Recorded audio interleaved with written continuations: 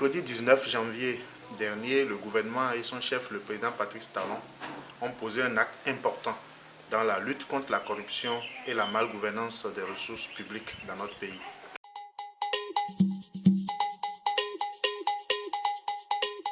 Il faut d'abord rappeler que depuis la campagne présidentielle de 2016, le président Patrice Talon avait clairement affirmé et réaffirmé d'ailleurs à plusieurs reprises sa volonté de lutter farouchement contre la corruption au niveau de notre pays, corruption qu'il a d'ailleurs dénommée ennemi public numéro 1 du développement de notre pays.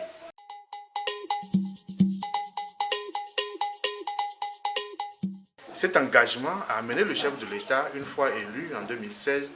à mettre en branle un dispositif efficace de lutte contre la corruption. Ce mécanisme qui a été mis en place au cours du premier mandat du président de la République a permis d'avoir des résultats importants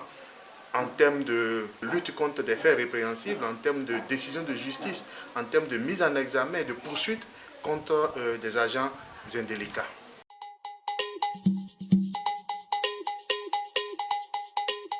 La cellule d'analyse et de traitement des plaintes et dénonciations installée à la présidence de la République va travailler,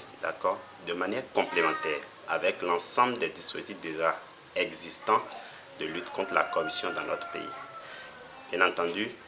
mais ce qui est de nouveau et qui a salué dans cette initiative, c'est que par cette décision, le gouvernement vient renforcer une fois encore le contrôle et la participation citoyenne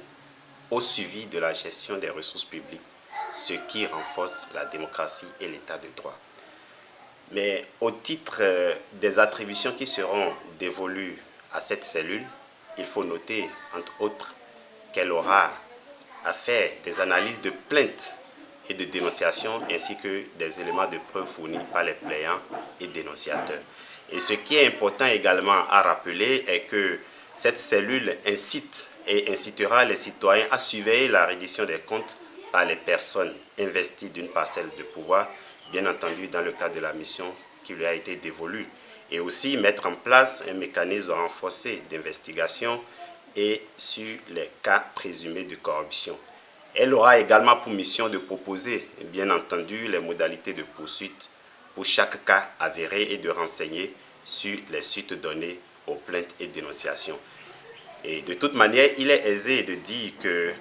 dans tout élan social, le second mandat du président Patrice Talon va s'intensifier et va intensifier également la lutte contre la corruption et la prédation des ressources de l'État.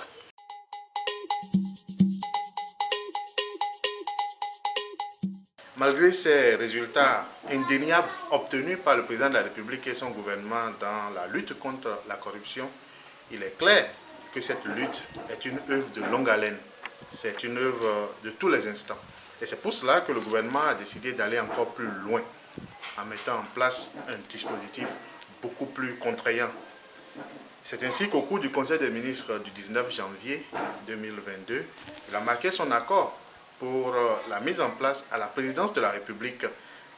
d'une cellule de recueil, d'analyse des plaintes et ou dénonciations à l'encontre de tout agent public, quel que soit son niveau de responsabilité.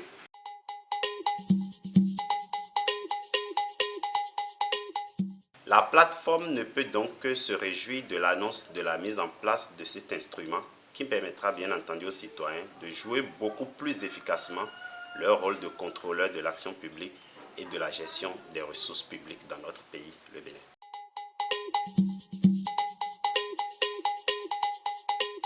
La cellule d'analyse et de traitement des plaintes et dénonciations est une occasion rêvée qu'offre le chef de l'État aux citoyens béninois pour participer activement et pleinement à cette lutte intense d'ailleurs contre la corruption. Toutefois,